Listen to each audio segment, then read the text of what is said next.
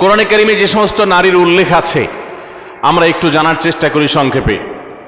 প্রথমেই সবার আগে যার নাম আসে মারিয়াম, যার আলোচনা কোরআনের পৃষ্ঠায় পৃষ্ঠায় পাড়ায় পাড়ায় সূরায় সূরায় রয়েছে, বিভিন্ন জায়গায় জায়গায় আল্লাহ তাআলা করেছেন। সেই মারিয়াম তিনি হলেন গোটা পৃথিবীর কিয়ামত পর্যন্ত আগত আমাদের সকল মা বোনদের জন্য সবচেয়ে উজ্জ্বল উদাহরণ, সবচেয়ে উজ্জ্বল দৃষ্টান্তগুলোর একটি। কোরআনে মারিয়ামের পাশাপাশি আমাদের মা, মুমিনদের মা উম্মুল মুমিনিন নবী পত্নী আয়েশা রাদিয়াল্লাহু তাআলা আনহা, তার সম্পর্কে সূরা নূরে কয়েকটি আয়াতে আল্লাহ রাব্বুল আলামিন আলোকপাত করেছেন। আমরা অনেকে জেনে থাকব আয়েশা রাদিয়াল্লাহু তাআলা আনহার চরিত্রে কালিমা লেপনের অপচেষ্টা এবং ঘৃণ্য কর্ম করেছিল মুনাফিকরা।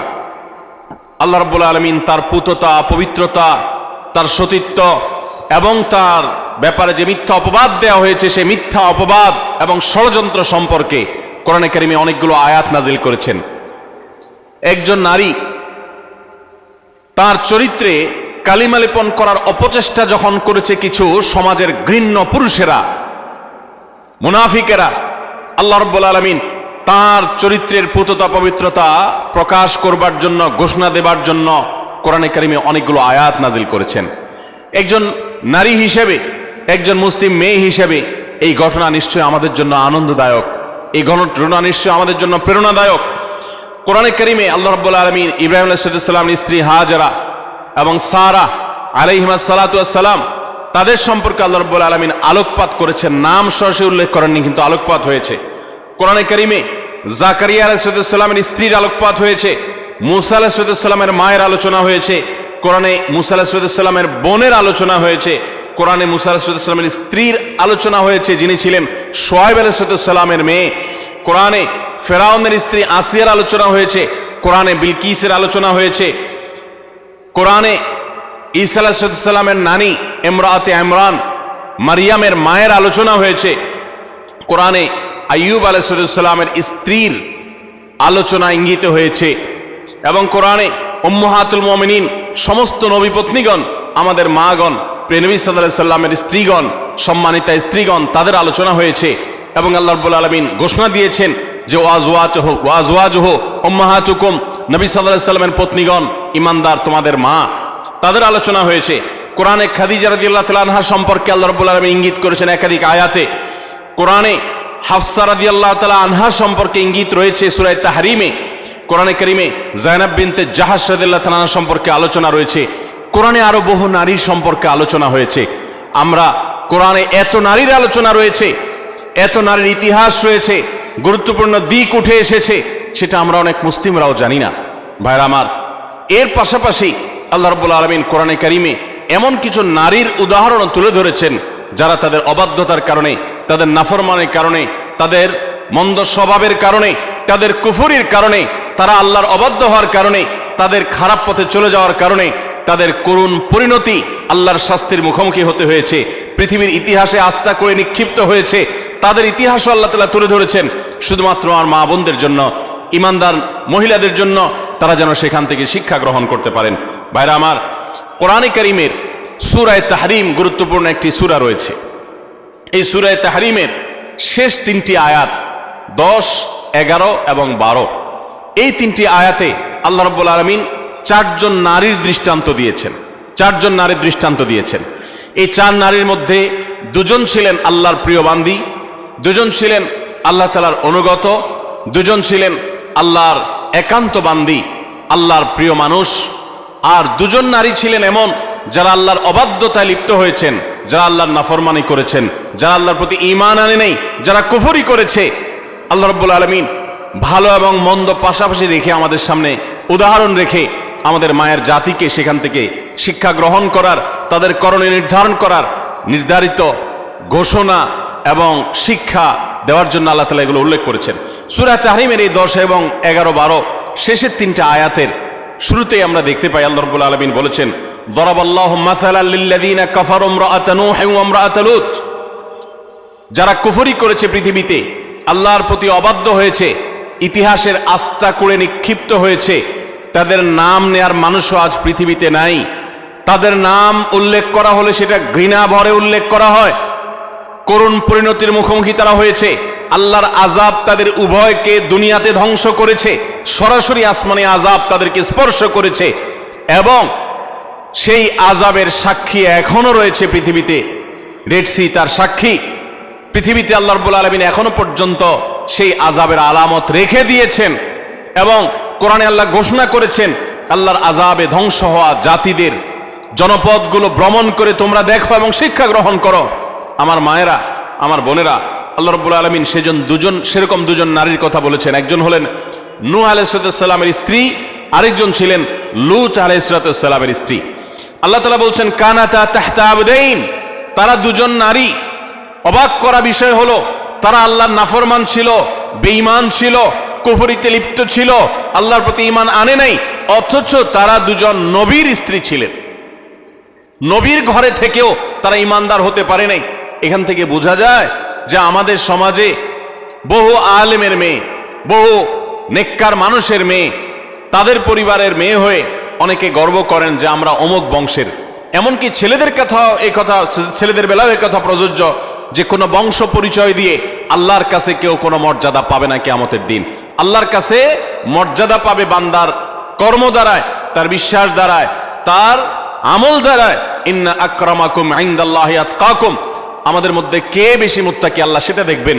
একজন সাধারণ দিনমজুর, একজন সাধারণ রিক্সা চালকের মেয়ে আপনি, তার স্ত্রী আপনি, একজন সাধারণ মানুষের বোন আপনি, একজন সাধারণ মানুষের পরিবারের সদস্য আপনি। আপনি যদি আল্লাহ ভীরু হন, আপনি যদি মুত্তাকি হন, আপনি যদি গুনাহ পরিহার করেন, হারাম পরিত্যাগ করেন, খারাপ বিষয় পরিহার করেন, আল্লাহর কাছে আপনি সবচেয়ে শ্রেষ্ঠ মানুষ, সবচেয়ে উত্তম মানুষ, সবচেয়ে কিয়ামতের ময়দানের ভিআইপি মানুষ হতে পারবেন। আর যদি পক্ষান্তরে আপনি অনেক বড় বংশ গরিমার অধিকারী হন, কিন্তু আপনার কর্ম ভালো না হয়, এই আয়াত প্রমাণ করছে, তাহলে আল্লাহর কাছে আপনার কোনো মর্যাদা থাকবে না, বরং শাস্তি আপনি এড়াতে পারবেন না। আল্লাহ রাব্বুল আলামিন সেটাই বলেছেন কানাতা তাহতা আবদাইনি মিন ইবাদিনা সালিহিন, আমার দুজন নেককার বান্দা অর্থাৎ দুজন নবী নূহ এবং লূত আলাইহিমা সাল্লাতু ওয়াস সালাম, কোরআনে যাদের আলোচনা সবচেয়ে বেশি হয়েছে, যাদের ইতিহাস সবচেয়ে বেশি তুলে ধরা হয়েছে, তাদের মধ্যে এই দুজন নবী অন্যতম।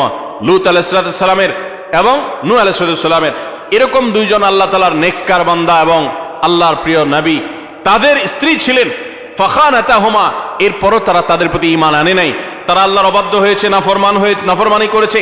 ফালাম ইউগনিয়া মিনাল্লাহি শাইআ, এজন্য তারা নবীর স্ত্রী হয়েও কোনো লাভ হয় নাই, কোনো কাজে আসে নাই।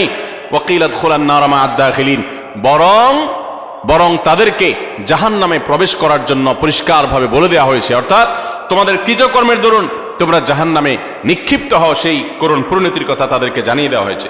ঠিক এর পাশাপাশি আল্লাহ রাব্বুল আলামিন দুজন ভালো নারীর দৃষ্টান্ত দিয়েছেন পরবর্তী দুটি আয়াতে।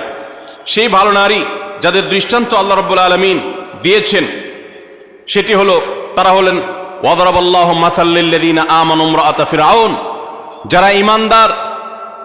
যারা ঈমানদার তাদের সম্পর্কে আল্লাহ রাব্বুল আলামিন বলেছেন যে ঈমানদারদের জন্য উজ্জ্বল উদাহরণ দৃষ্টান্ত হলো ফিরআউনের স্ত্রী। ফিরআউন আল্লাহর অবাধ্য ছিল, নাফরমান ছিল, অথচ তার স্ত্রী আসিয়া আলাইহিস সালাম তিনি ছিলেন আল্লাহর অনুগত বান্দা, আল্লাহর প্রতি ঈমান এনেছেন।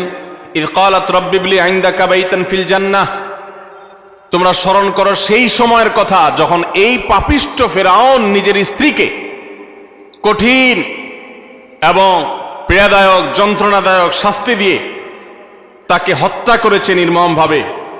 তিনি যখন শাহাদাতের সুধা পান করছিলেন তখন আল্লাহর কাছে দোয়া করেছেন রব্বি ইবনি লি ইনদাকা বাইতান ফিল জান্নাহ, আল্লাহ এই যে আমার প্রাণ বের হচ্ছে আযাবে তোমার প্রতি ঈমান আনার কারণে, তুমি এর বিনিময়ে আমার জন্য জান্নাতে গৃহ নির্মাণ করিও। ওয়ানাজ্জিনি মিন ফিরআউন ওয়া আমালি, এবং ফিরআউন এবং ফিরআউনের যে কর্মকাণ্ড এগুলো থেকে আমাকে মুক্তি দাও। ওয়ানাজ্জিনি মিনাল কওমিজ জালিমিন, আর এই জালেম সম্প্রদায় থেকে আমাকে নাজাত দাও আল্লাহ। একজন হলেন ফিরআউনের স্ত্রী আসিয়া, তিনি আল্লাহর অনুগত বান্দি ছিলেন। আরেকজনের কথা আল্লাহ বলছেন ওয়া মারইয়াম বিনতে ইমরান, আরেকজন নারীর দৃষ্টান্ত তোমাদের সামনে দিচ্ছি, নেককার নারীর দৃষ্টান্ত। তিনি হলেন ইমরানের স্ত্রী, ইমরানের মেয়ে মারিয়াম ঈসা আলাইহিস সালামের মা, আল্লাতী আহসানাত ফারজাহা, যিনি তার চরিত্রকে হেফাজত করেছেন, তার চরিত্রে কোনো কালিমা লাগতে দেননি, কোনো গুনাহে লিপ্ত হননি, কোনো হারামে জড়াননি। তিনি পরিপূর্ণ পুত পবিত্র একজন নারী ছিলেন, সচ্চরিত্রবান একজন মানুষ ছিলেন। ফানাফাখনা ফীহি মির রূহিনা, তো আল্লাহ তাআলার রূহ, আল্লাহর বিশেষ অর্ডার তার কাছে এসেছে, যার ফলশ্রুতিতে ঈসা আলাইহিস সালামের মতো সন্তান বাবা ছাড়া সরাসরি আল্লাহর নির্দেশে অলৌকিকভাবে তিনি জন্ম দিয়েছেন। ওয়াসাদ্দাকাত বিকালিমাতি রাব্বিহা ওয়া কুতুবিহি ওয়া কানাত মিনাল কানিতিন, এবং তিনি আল্লাহ তাআলার অনুগত বান্দী ছিলেন। আল্লাহর কালিমাতকে তিনি বিশ্বাস করেছেন, আল্লাহর কিতাব, আসমানি কিতাবকে বিশ্বাস করেছেন, আল্লাহর অনুগত বান্দী ছিলেন। তাহলে এই তিনটি আয়াতে সূরা তাহরিমে আমরা চারজন নারীর দৃষ্টান্ত পেলাম গোটা দুনিয়ার সমস্ত নারীদের জন্য। এই চারজন নারীর দৃষ্টান্ত অনেক গুরুত্বপূর্ণ, শিক্ষণীয়। আমাদের উচিত, বিশেষ করে প্রত্যেক মুসলিম নারীর উচিত, সূরা তাহরিমের এই শেষ তিনটি আয়াতে যে চারজন নারীর দৃষ্টান্ত দেওয়া হয়েছে, সে দৃষ্টান্তগুলো ভালো করে ব্যাখ্যা সহকারে পড়া, তাদের জীবনী সম্পর্কে জানা এবং তাদের কর্ম এবং কর্মফল সম্পর্কে অবগত হওয়া। এর ফলে আমরা ভালো হওয়ার প্রেরণা পাবো, মন্দ পথ থেকে বেঁচে থাকার প্রেরণা ইনশাআল্লাহ আমরা লাভ করতে পারবো। আল্লাহ রাব্বুল আলামিন আমাদের সকলকে এই সমস্ত কোরআনে কারীমের উজ্জ্বল উদাহরণগুলো, দৃষ্টান্তগুলো থেকে শিক্ষা গ্রহণ করার তৌফিক দান করুন। আমাদের মা বোনরা অনেকে কোরআনে কারীম সহি করে পড়তেও পারেন না, আবার অনেকে পড়তে পারেন কিন্তু তারা কোরআনে কারীমের অর্থ বোঝেন না, ব্যাখ্যা জানেন না, জানার আগ্রহ নেই, প্রচেষ্টা নেই। এটা খুবই দুঃখজনক একটি ব্যাপার, অত্যন্ত বেদনাদায়ক একটি অধ্যায়। কোরআন আল্লাহ তাআলা দিয়েছেন, আমার বোন, আপনাকে লক্ষ্য করে আল্লাহ তাআলা উদাহরণ দিয়েছেন। আপনার বয়স 30, 35, 40 হয়ে গেছে, অথচ আপনি একটি বারের জন্য সেটা খুলে দেখার, পড়ে দেখার প্রয়োজনীয়তা অনুভব করেন নাই। আপনি এটিকে জানার ফুরসতটুকু আপনার জীবনে পান নাই। কিয়ামতের ময়দানে কি নিয়ে আল্লাহর সামনে দাঁড়াবেন, কোন মুখে আল্লাহর কাছে জান্নাত আশা করবেন? এজন্য আমি আবারও আপনাদেরকে উদাত্ত আহ্বান করতে চাই, আমার মা ও বোনেরা, আপনারা সূরা তাহরিমের শেষ তিনটি আয়াত, আরও নারীদের সংশ্লিষ্ট যে সমস্ত বিষয় আসো রয়েছে কোরআনে, এগুলো আপনারা জানার চেষ্টা করবেন। নবী সাল্লাল্লাহু আলাইহি ওয়াসাল্লামের হাদিসে যা বলা হয়েছে সেগুলো জানার চেষ্টা করবেন। আল্লাহ তাআলা আমাদের সকলকে ঈমানদার, আল্লাহর অনুগত যে সমস্ত বান্দিরা ছিলেন, আমাদের মা বোনদেরকে তাদের অনুসরণ অনুকরণ করার তৌফিক দান করুন। এবং যারা আল্লাহর নাফরমানিতে লিপ্ত হয়েছে, অবাধ্যতা লিপ্ত হয়েছে, তাদের জীবনী, তাদের কর্ম এবং কর্মফল থেকে শিক্ষা গ্রহণ করে আল্লাহর নাফরমানি থেকে, হারাম কাজ থেকে, অন্যায় অশ্লীলতা থেকে আল্লাহ তাআলা আমাদেরকে বেঁচে থাকার তৌফিক দান করুন। ভাইরা আমার, কোরআনে কারীমের নারীদের যে আলোচনা রয়েছে, শুধু কোরআনেই নেই, নবী সাল্লাল্লাহু আলাইহি ওয়াসাল্লামের হাদিসেও আমরা দেখতে পারি যে নারীদের জন্য কত আলোচনা রয়েছে।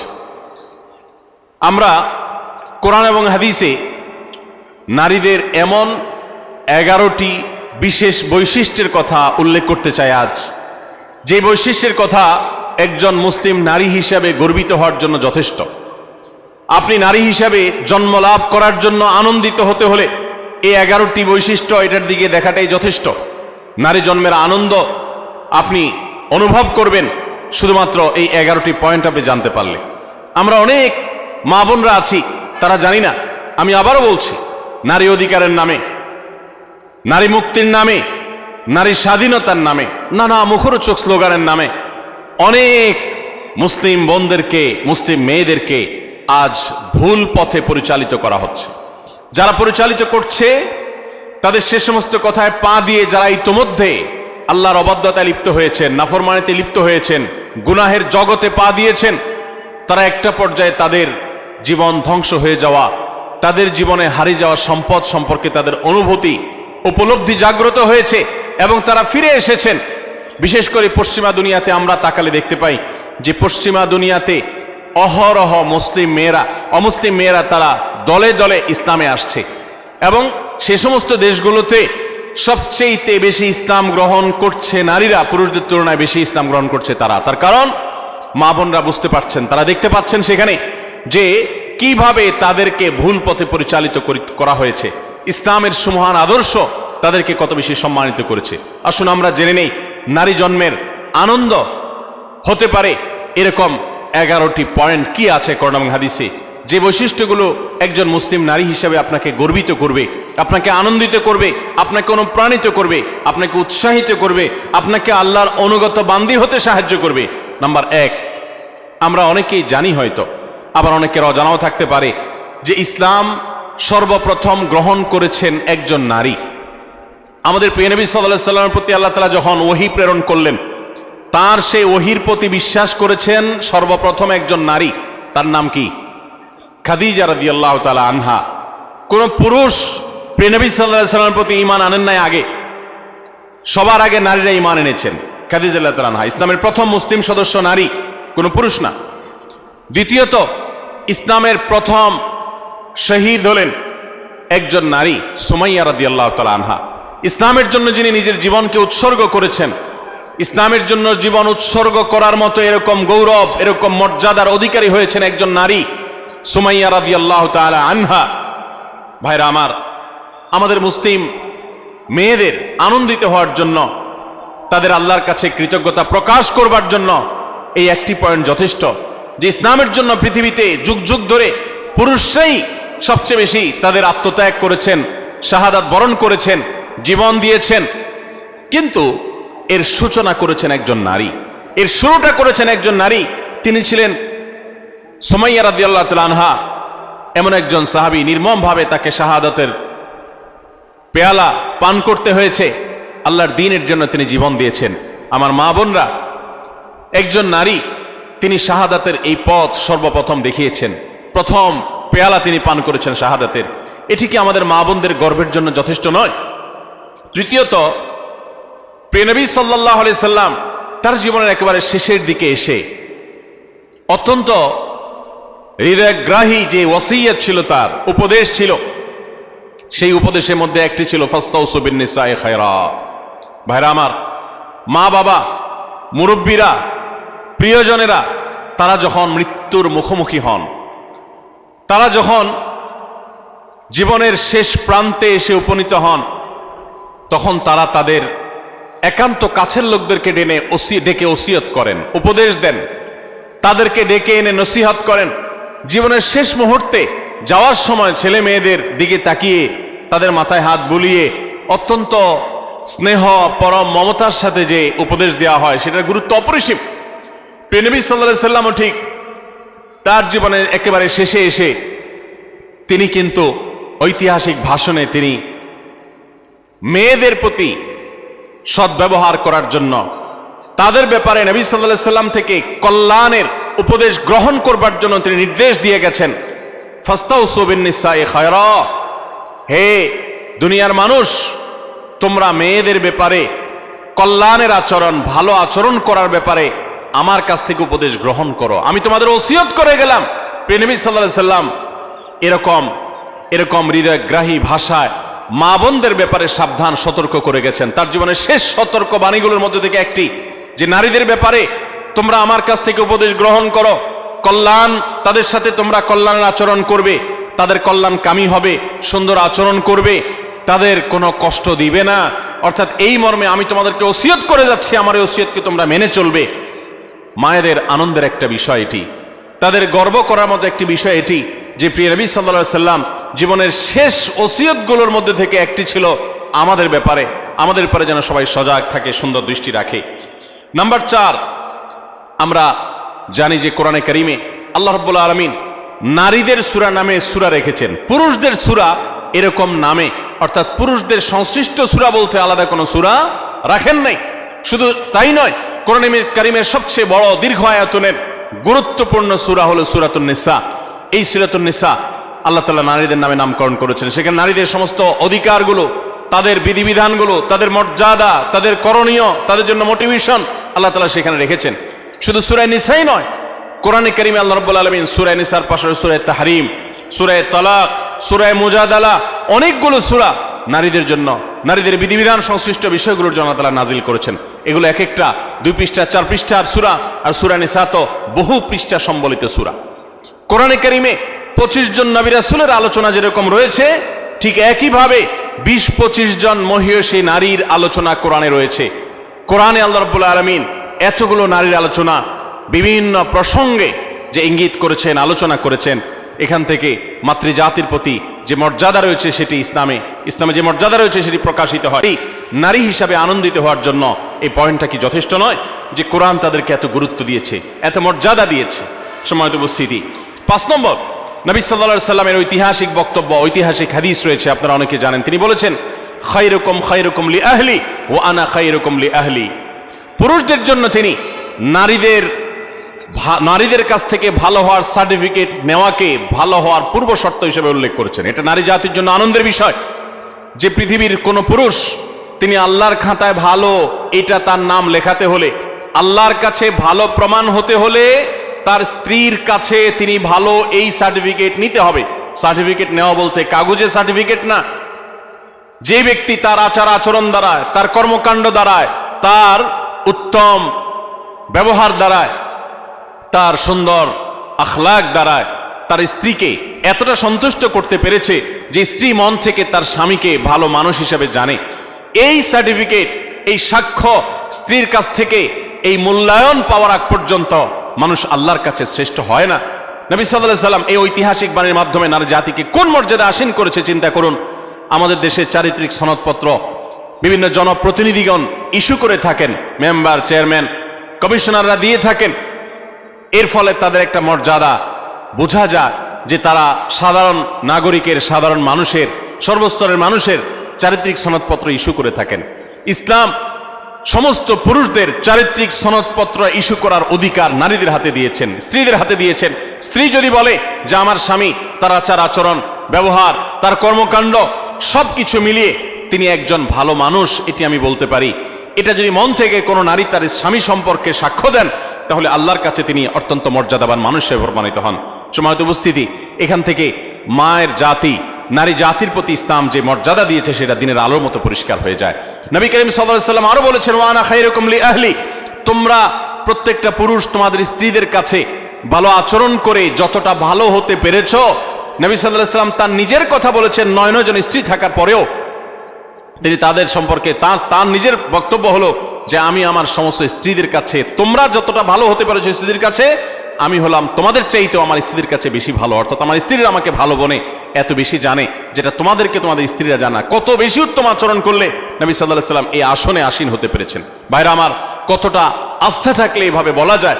তো এখান থেকে নারী জাতির মর্যাদা পরিষ্কারভাবে বোঝা যায় যে পুরুষদের শ্রেষ্ঠত্ব এবং তাদের মর্যাদা, তাদের মূল্যায়ন, এটা আল্লাহ তাআলা নারীদের উপরে ন্যস্ত করেছেন। নাম্বার 6, আমাদের প্রিয় নবী সাল্লাল্লাহু আলাইহি ওয়াসাল্লাম নারীদেরকে অনেক বেশি পছন্দ করতেন, ভালোবাসতেন, শ্রদ্ধা করতেন। এর মানে হলো, আপনারা জানেন মা এবং বাবা উভয়ের মর্যাদা বর্ণনা করতে গিয়ে নবী সাল্লাল্লাহু আলাইহি ওয়াসাল্লাম কার মর্যাদা বেশি বর্ণনা করেছেন, বাবার না মায়ের? মায়ের। তাহলে এখানে নারীকে নবী সাল্লাল্লাহু আলাইহি ওয়াসাল্লাম অগ্রাধিকার দিয়েছেন। এবং নবী সাল্লাল্লাহু আলাইহি ওয়াসাল্লামের কাছে যখন সাহাবী জিজ্ঞাসা করেছেন, ইয়া রাসূলুল্লাহ আবাররু মান, আমি কার সাথে বেশি সদাচরণ করব? নবী সাল্লাল্লাহু আলাইহি ওয়াসাল্লাম বলেছেন, উম্মাক, তোমার মায়ের সাথে। এরপরে আবার সাহাবী জিজ্ঞাসা করলেন, এরপর? তিনি বলেছেন, এরপরও তোমার মায়ের সাথে। এরপর জিজ্ঞাসা করলেন আবারও সাহাবী, বুঝলাম, এরপর কার সাথে করব? নবী সাল্লাল্লাহু আলাইহি ওয়াসাল্লাম বলেন, এবারও বলেন তোমার মায়ের সাথে। তারপর যখন সাহাবী জিজ্ঞাসা করলেন চতুর্থবার, তখন বললেন তোমার বাবার সাথে। তার মানে 3টা পুরস্কার যদি থাকে, gold medal, bronze medal, silver medal, এই সব মেডেল পুরস্কারগুলো একেবারে প্রথম, দ্বিতীয়, তৃতীয় সব পুরস্কারগুলো নবী সাল্লাল্লাহু আলাইহি ওয়াসাল্লাম দিয়েছেন মাকে। আর 4 নম্বর সান্ত্বনা পুরস্কার দিয়েছেন বাবাকে। তাহলে এখানে মায়ের মর্যাদা বেশি দেওয়া হয়েছে না বাবার মর্যাদা বেশি দেওয়া হয়েছে? দিনের আলোর মতো পরিষ্কার। একজন মুসলিম নারীর জন্য কি এটা আনন্দের বিষয় নয়? প্রিয় নবী সাল্লাল্লাহু আলাইহি ওয়াসাল্লাম মেয়েদেরকে কতটা অগ্রাধিকার দিতেন দেখেন। তিনি বলেছেন, আমি মেয়েদেরকে বেশি ভালোবাসি। এর মানে মা এবং বাবার মধ্যে যখন কম্পেয়ার করা হয়, তুলনা করা হয়, তখন মাকে তিনি বেশি পছন্দ করতেন বাবার তুলনায়। এবং ভাই এবং বোনের মধ্যে যখন কম্পেয়ার করা হয় তখন বোনের প্রতি বেশি। এবং ছেলে এবং মেয়ের মধ্যে যখন কম্পেয়ার করা হয় তখন নবী আলাইহিস সালাম মেয়েদের প্রতি টান, মেয়ের প্রতি টান বেশি ছিল। এই ছিল নবী সাল্লাল্লাহু আলাইহি সাল্লামের মেয়ে জাতির প্রতি, নারী জাতির প্রতি, মাতৃজাতির প্রতি তার মহানুভবতা, তার ভালোবাসা, তার আন্তরিকতা, তার স্নেহ মমতা। তাদেরকে এতটা শ্রদ্ধা তিনি করতেন, এতটা সম্মান তিনি করতেন। আমরা অনেক পুরুষ আছি, আমাদের মা বোনদেরকে তুচ্ছতাচ্ছিল্য করে কথা বলি, তাদেরকে অপমান করে কথা বলি। আমাদের আল্লাহকে ভয় করা উচিত। তারা ভুল করলে সেটা উত্তম উপায়ে সংশোধন করা উচিত, ব্যবহার খারাপ করা উচিত নয়। যাই হোক, তাহলে 6 নম্বরে আমরা জানলাম যে মাতৃজাতির আনন্দের বিষয় হলো, নারী জাতির আনন্দের বিষয় হলো, মুসলিম নারীর আনন্দের বিষয় হলো, তার মর্যাদার বিষয় হলো যে নবী সাল্লাল্লাহু আলাইহি সাল্লাম তাদেরকে ভালোবাসতেন। পুরুষদের তুলনায় সবসময় নারীদেরকে তিনি অগ্রাধিকার দিতেন, বেশি পছন্দ করতেন, ভালোবাসতেন। নাম্বার 7, জান্নাত নারীদের জন্য আল্লাহ তাআলা সবচেয়ে সহজ করেছেন। পুরুষদের তুলনায় নারীদের জন্য জান্নাত অনেক সহজ করা হয়েছে। একজন পুরুষ তাকে জান্নাতে যেতে হলে তাকে হালাল উপার্জন করতে হয়। আর ইসলাম উপার্জনের কোনো দায় দায়িত্ব মেয়েদের উপরে চাপান নাই। যতদিন বিয়ে না হবে তিনি বাবার দায়িত্বে থাকবেন। যখন বিয়ে হয়ে যাবে স্বামীর দায়িত্বে চলে যাবেন। স্বামী মারা যাবে ছেলেদের দায়িত্বে চলে যাবেন, ভাইদের দায়িত্বে চলে যাবেন। কিন্তু নারী, তাকে তার নিজের ভরণ পোষণের জন্য ইসলাম বলে নাই স্ট্রাগল করতে, বরং তার জন্য পুরুষরা স্ট্রাগল করতে বাধ্য। আর পুরুষরা যখন স্ট্রাগল করতে যায়, উপার্জন করতে যায়, কামাই রোজগার করতে যায়, তখন তার হালাল হারাম বাজ বিচার করতে হয়। কাজটা কিন্তু সহজ না। হারাম থেকে বেঁচে থেকে আবার পয়সা করে কামাই করে এনে পরিবারের ভরণ পোষণের ব্যবস্থা করা, এটা খুব সহজ কাজ না। এই জন্য পুরুষকে জান্নাতে যেতে হলে শুধু 5 ওয়াক্ত নামাজ পড়লে, রমজান রোজা রাখলে এবং মৌলিক কিছু কাজ করলেই যথেষ্ট হয় না, তাকে হালাল উপার্জন করতে হয়, হারাম থেকে বাঁচতে হয়। নারীর জন্য এই সমস্ত হ্যাসেল নাই, তাদের জন্য অনেক সহজ। নবী করিম সাল্লাল্লাহু আলাইহি সাল্লাম বলেছেন, ইযা সাল্লাতিল মারআতু খামসাহা ওয়া সামাত শাহরাহা ওয়া আতাআত যাওজাহা ওয়া হাফিজাত ফারজাহা। কোন নারী যখন 4টি কাজ করে, 5 ওয়াক্ত নামাজ যখন পড়ে, রমজানের রোজা যখন ঠিকমতো রাখে এবং স্বামীর আনুগত্য, স্বামী যদি অন্যায় কোনো কথা না বলে তাহলে তাকে মেনে চলে, মান্য করে, শ্রদ্ধা করে, অভিভাবক হিসাবে তার সিদ্ধান্তকে মেনে চলে এবং নিজের ইজ্জত আবরুর হেফাজত করে, কোনোভাবে চরিত্রহীন নারীদের কাতারে সামিল হয় না, গুনাহ করে না। সেটা ইমোতে হোক, সেটা সোশ্যাল মিডিয়াতে হোক, মেসেঞ্জারে হোক, ফেসবুকে হোক, ইউটিউবে হোক, অনলাইনে হোক, অফলাইনে হোক, বিবাহ বহির্ভূত সম্পর্কের মাধ্যমে হোক, কোনোভাবে নিজের চরিত্রকে নষ্ট করে না। এই নারী, আল্লাহ রাব্বুল আলামিন তাকে জান্নাতের যে কোনো দুয়ার দিয়ে প্রবেশ করার সুযোগ দান করবেন। ভাইরা আমার, এই যে মর্যাদা দেওয়া হলো, জান্নাতে প্রবেশ করা তাদের জন্য সহজ করে দেওয়া হয়েছে। 4টি আমল তাদেরকে জান্নাতে যেতে সাহায্য করবে। আর পুরুষ তাকে অনেক স্ট্রাগল করে তারপরে তাকে জান্নাতে যেতে হয়। এটা নারী জাতির জন্য আনন্দের বিষয়। নাম্বার 8, মেয়েরা যদি হজ করে তাহলে তাদের সেই হজ জেহাদের সমতুল্য। পুরুষ হজ করলে হজের সওয়াব পাবে, বাস এটুকু। একজন নারী যখন হজ করেন তখন তিনি পুরুষদের মতো হজের সওয়াব তো পাবেনই, পাশাপাশি ইসলাম তাকে জেহাদে শামিল হয়ে পুরুষ যেরকম মর্যাদা পায়, হজ করার মাধ্যমে নারীকে সেই মর্যাদা দেয়। হজ্জুহুন্না জিহাদ। নবী সাল্লাল্লাহু আলাইহি সাল্লাম তাদের নারীদের হজকে জিহাদের সাথে তুলনা করেছেন। এটা তাদের মর্যাদার ব্যাপার, এটা তাদের জন্য স্পেশাল।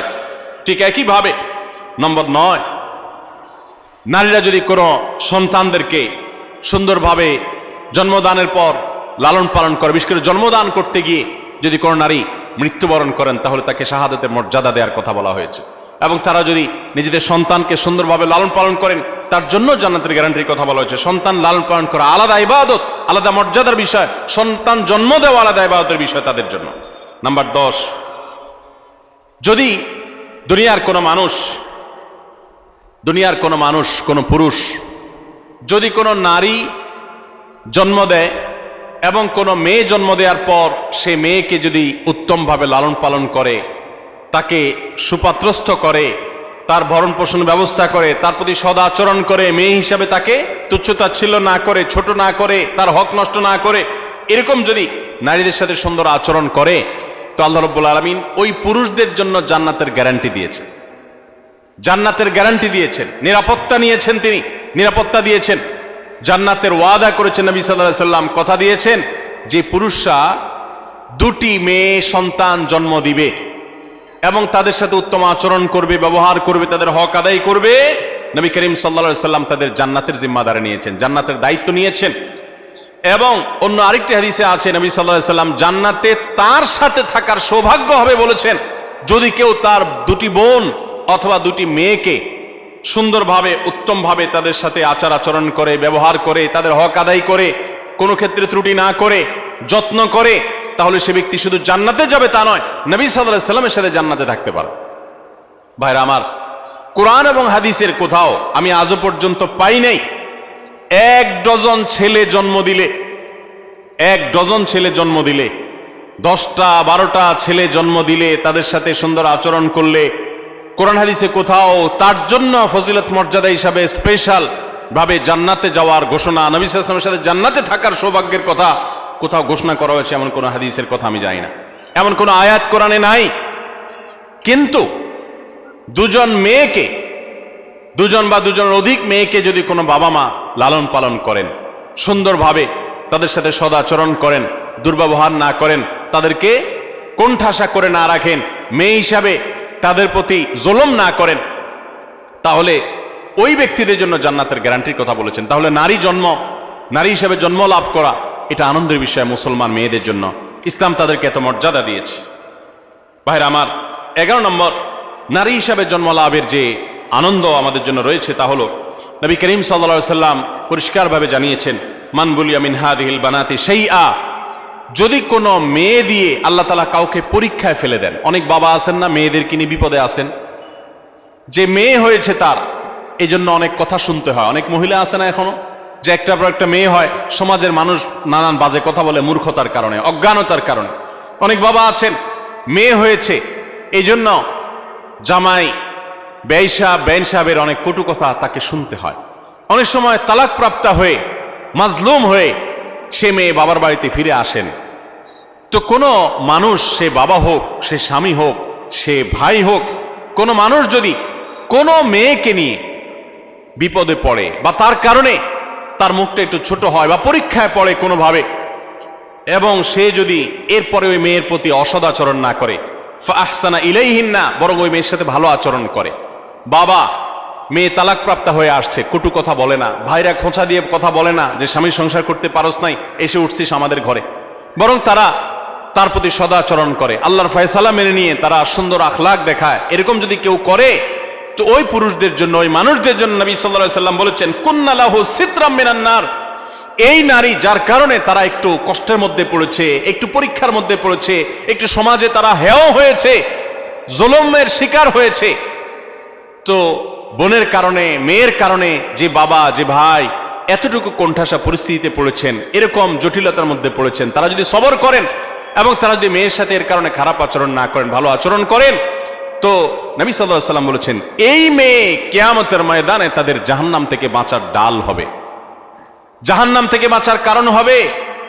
এর কারণে, এর প্রতি সদাচরণ করার কারণে আল্লাহ তাআলা তাদের কৃতকর্মের কারণে জাহান্নামে যাওয়ার মতো হলেও আল্লাহ তাআলা তাদেরকে হেফাজত করবে। অতএব আমাদের সমাজে যারা এখনো মা বোনদের প্রতি এই ধরনের আচরণ করেন তাদের সাবধান হওয়া উচিত, সতর্ক হওয়া উচিত। আল্লাহ তাআলা আমাদেরকে সেই তৌফিক দান করুন। তাহলে আমরা 11টি পয়েন্টের কথা জানলাম। এই পয়েন্টগুলো থেকে আমরা স্পষ্ট বুঝতে পারলাম যে ইসলাম একজন নারীকে কোন মর্যাদায় আসীন করেছে। ভাইরা আমার, ইসলাম যখন নারীকে এতগুলো মর্যাদা দিয়েছে, ওই সময় নারীর অবস্থা কি ছিল জানেন? আজকে পৃথিবীতে নারীকে নিয়ে অনেক মুখরোচক কথা বলার মানুষ আছে। এই মানুষগুলোর যখন জন্ম পৃথিবীতে হয় নাই, ইসলাম তখন নারীকে আকাশে তুলেছে। মেয়ে সন্তান হলে কোরআনে সেই ইতিহাস আল্লাহ তাআলা উল্লেখ করেছেন, ওয়াইদাল মাউউদাতু সুইলাত বিআইয়ি যামবিন কুতিলাত। কোন বাবার সন্তান হিসাবে যখন মেয়ে হতো তখন সে জীবন্ত সে মেয়েকে মাটির নিচে পুঁতে ফেলত। এরকম নিকৃষ্ট আচরণ করা হতো মেয়েদের সাথে। এবং আল্লাহ তাআলা আরো বলেছেন, ওয়াইদা বুশিরা আহাদুহুম বিল উনসা যাল্লা ওয়াজহুহু মুসওয়াদ্দান ওয়া হুয়া কাযীম। জাহিলি যুগে, ইসলাম আসার আগে পৃথিবীতে আরবে যখন কাউকে তার কন্যা সন্তান হয়েছে সংবাদ দেয়া হতো, কারো সন্তান হয়েছে যদি বলা হতো মেয়ে হয়েছে, তখন তার মুখটা কালো হয়ে যেত। ইয়াতাওয়ারা মিনাল কওম মিন সুই মা বুশিরা বিহি, তখন সে মুখ লুকাতো, মানুষের সামনে যেত না, লজ্জা বোধ করত যে তার মেয়ে হয়েছে। দেখুন, সেই রকম একটি বর্বর সমাজের মধ্যে যখন নারী হিসাবে জন্মগ্রহণ করাটাকে অপরাধ মনে করা হতো, স্ত্রীর সাথে যখন পশু পাখির মতো, প্রাণীর মতো, চতুষ্পদ জন্তুর মতো আচরণ করা হতো, মাসিক হলে একটা ঘরে বন্দি করে রাখা হতো, ওখানে পুরুষ যেত না, গবাদি পশুর মতো আচরণ করা হতো। এই রকম সমাজে ইসলাম নারীকে এমন মর্যাদা দিয়েছে যে সেই মর্যাদায় পৃথিবীর ইতিহাসে কখনো নারীকে কেউ তুলতে পারে নাই। কিয়ামত পর্যন্ত যতই নারী মুক্তির স্লোগান দেওয়া হোক, যতই ক্যাম্পেইন করা হোক, ইসলাম যে জায়গায় নারীকে নিয়ে বসিয়েছে ওই জায়গায় কখনো বসাতে কেউ পারবে না। এতগুলো মর্যাদার কথা ইসলাম নারীদের জন্য দিয়েছে। আমাদের অনেক মা বোন, এমনকি অনেক পুরুষরা, আমরা অনেক মুখরোচক স্লোগান শুনে প্রতারিত হয়ে যাই, আমরা ধোকায় পড়ে যাই, আমরা এই সমস্ত প্রতারণার ফাঁদে পড়ে আমাদের ঈমান আমল নষ্ট করি, কোরআন হাদিসের প্রতি আমাদের আস্থা নষ্ট হয়ে যায় অনেকের।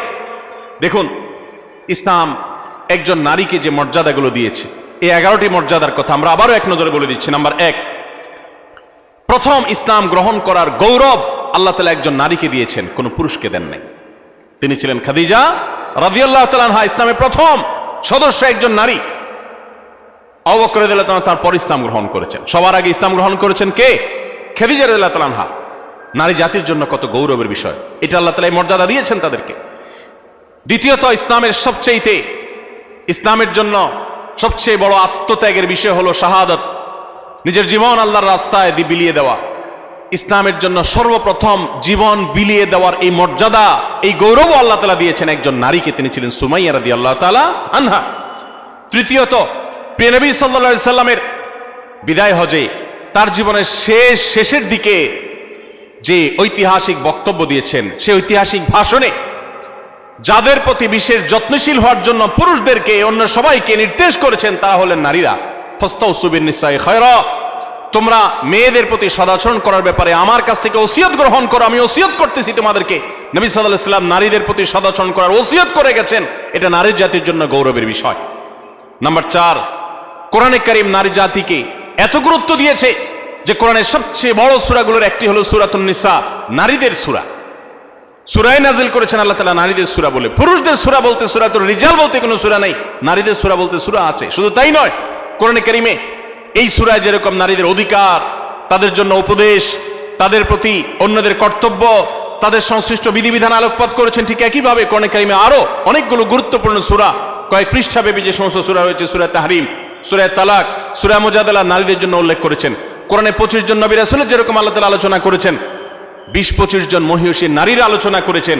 মারিয়ামের আলোচনা, আয়েশার আলোচনা, সারা হাজারের আলোচনা, যাকারিয়ার স্ত্রীর আলোচনা, মুসা ইসলামের মায়ের আলোচনা, মুসা ইসলামের স্ত্রী শুআয়ব ইসলামের মেয়ের আলোচনা, মুসা ইসলামের বোনের আলোচনা, উম্মাহাতুল মুমিনিনের আলোচনা, নবীপত্নীদের আলোচনা, বিলকিসের আলোচনা, ফেরাউনের স্ত্রী আসিয়ার আলোচনা, ইমরানের স্ত্রী তার আলোচনা, ঈসা ইসলামের নানী ঈসা ইসলাম মারিয়ামের আলোচনা, এবং আইয়ুব আলাইহিস সালামের স্ত্রীর আলোচনা, এবং খাদিজা রাদিয়াল্লাহু তাআলার আলোচনা, আয়েশা রাদিয়াল্লাহু তাআলার আলোচনা, হাফসার আলোচনা, যারা বিনতে জাহাশ রাদিয়াল্লাহু তাআলা আনহুন্না তাদের আলোচনা, এরকম আর অনেক নেককার মহিষী নারী আলোচনা কোরআন উল্লেখ করেছেন।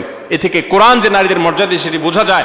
নাম্বার 5, নবী সাল্লাল্লাহু আলাইহি সাল্লাম বলেছেন, তোমাদের মধ্যে সবচেয়ে উত্তম সে যে ব্যক্তি তার স্ত্রীর কাছে ভালো হতে পেরেছে, যার স্ত্রী তার ব্যাপারে সাক্ষ্য দেয় যে আমার স্বামী একজন আসলে আপাদমস্তক ভালো মানুষ, ভেতর থেকে সাক্ষ্য যে নিতে পারে, এই মূল্যায়ন যে নিতে পারে, সেই হলো প্রকৃত অর্থে ভালো মানুষ।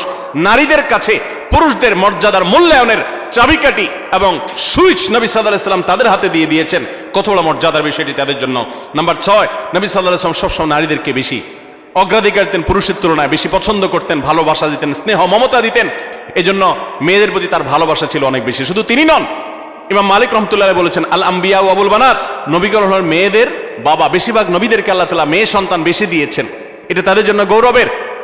এবং এখান থেকে আমাদের শিক্ষার বিষয় রয়েছে। এবং নবী সাল্লাল্লাহু আলাইহি ওয়াসাল্লাম মা এবং বাবার মধ্যে বাবাকে অগ্রাধিকার দিতেন, এবং মেয়ের মধ্যে মেয়েদেরকে বেশি ভালোবাসতেন। এটা তার সুন্নাহ ছিল, এটা তার অভ্যাস ছিল, তিনি বেশি পছন্দ করতেন তাদেরকে। এটাও নারীর জন্য আনন্দের বিষয়। নাম্বার 7, জান্নাত মেয়েদের জন্য যাওয়া অনেক সহজ, অনেক সহজ। মেয়েরা যদি 5 ওয়াক্ত নামাজ পড়ে, রমজান রোজা রাখে, স্বামীর আনুগত্য করে চলে, কোনো অধ্যত্ব দেখায় না, এবং নিজের চরিত্রের হেফাজত করে, তাদের জন্য জান্নাতে যাওয়া সহজ হয়। পুরুষদের মধ্যে হালাল হারাম মেনটেন করে, তারপর সেগুলো লক্ষ্য রেখে তারপর উপার্জন করার মতো আর অনেক স্ট্রাগল করে তাদেরকে উপার্জন করতে হয় না। হালাল হারাম উপার্জন করতে গিয়ে পুরুষরা মানুষকে গালি দিয়ে হারাম কামাই করে জাহান্নামে যেতে হয়, মানুষের সাথে মারামারিতে লিপ্ত হতে হয়, অনেক কঠিন পরিস্থিতির মুখোমুখি হতে হয়। এসব হ্যাসেল মেয়েদের জন্য নয়। বরং কোন নারী তিনি যদি সন্তান জন্ম দিতে গিয়ে যদি তিনি মৃত্যুবরণ করেন, তাকে শাহাদাতের মর্যাদা দেওয়া হয়, তাদের জান্নাতে যাওয়ার পথ তুলনামূলকভাবে অনেক সুগম। নাম্বার 8, মেয়েদের হজকে আল্লাহ রাব্বুল আলামিন নবী সাল্লাল্লাহু আলাইহি ওয়াসাল্লাম জিহাদের সাথে তুলনা করেছেন। তারা হজ করলে সেটা জিহাদের সওয়াব পাওয়া যায়। নাম্বার 9, মেয়েদেরকে লালন পালন করলে পুরুষদের জন্য নবী সাল্লাল্লাহু আলাইহি ওয়াসাল্লাম জান্নাতের দায়িত্ব নিয়েছেন। শুধু তাই নয়, যদি 2 জন মেয়ে 2 জন বোনকে কেউ সুন্দরভাবে লালন পালন করে, সদাচরণ করে, তাদের প্রতি বৈষম্য না করে, ছেলেদেরকে দিল মেয়েদেরকে দিল না এরকম না করে, বরং ছেলেদেরকে যা দেয় মেয়েদেরকেও দেয়, তাদের প্রতি কোনো হক নষ্ট করে না, ছোট নজরে দেখে না, বৈষম্যের নজরে দেখে না, তাদের প্রতি ভালো আচরণ করে, সুশিক্ষা দেয়, দ্বীনের শিক্ষা দেয়, আল্লাহর সাথে পরিচয় করা, সুপাত্রস্থ করে, কোনোভাবে তাচ্ছিল্য করে না, অবজ্ঞা করে না, এরকম যদি কোনো পুরুষ করে, নবী সাল্লাল্লাহু আলাইহি ওয়াসাল্লাম তার জান্নাতের দায়িত্ব তো নিয়েছেন, পাশাপাশি হাদিসে এও বলা আছে যে নবী সাল্লাল্লাহু আলাইহি ওয়াসাল্লামের সাথে জান্নাতে থাকার সৌভাগ্য লাভ হবে ওই ব্যক্তির। নবী সাল্লাল্লাহু আলাইহি ওয়াসাল্লামের সাথে জান্নাত থাকার সুযোগ পাওয়া যাবে। নাম্বার 10 আর 11 নম্বর এবং সর্বশেষ পয়েন্ট হলো, যে ব্যক্তি তার পরিবারের কোনো মেয়ের কারণে তার মুখটা ছোট হয়, বিপদে পড়ে, তালাকপ্রাপ্ত হয়েছে, জুলুম করা হয়েছে এবং সমাজে তার মুখটা ছোট হয়েছে, সমাজের মানুষ অজ্ঞানতার কারণে, মূর্খতার কারণে তাকে নানান কটু কথা শোনায়, অথবা মেয়েদের ভরণ পোষণ তার উপর বর্তাইছে কোনো কারণে, তালাক হয়ে গেছে, তখন মা, বাপ, ভাই, যারা পুরুষ সদস্য আছেন বা অন্য নারী সদস্য আছেন, সবাই যদি সেই মেয়ের সেই কষ্টের কারণে, মেয়ের কারণে, কষ্টের কারণে বা কোনো প্রকার জটিল পরিস্থিতি পড়ার কারণে যদি সবর করে, ধৈর্য ধারণ করে, নবী করিম সাল্লাল্লাহু আলাইহি ওয়াসাল্লাম বলেছেন কুন্না লাহু সিতরাম মিনান নার, তাহলে এই ব্যক্তির জন্য এই মেয়েরা আল্লাহর কাছে কিয়ামতের দিন জাহান্নাম থেকে মুক্তির কারণ হবে। এত মর্যাদা ইসলাম নারীদেরকে দিয়েছে। ভাইরা আমার, এই বিষয়ে একজন মুসলিম নারী হিসাবে আমাদের আল্লাহর কাছে শুকরিয়া আদায় করা উচিত, আল্লাহর আনুগত্য করা উচিত, আল্লাহর গোলামি করা উচিত, আল্লাহর দাসত্ব করা উচিত, আল্লাহর হুকুমগুলো মেনে চলা উচিত। আল্লাহ তাআলা আমাদের সবাইকে সেই তৌফিক দান করুন।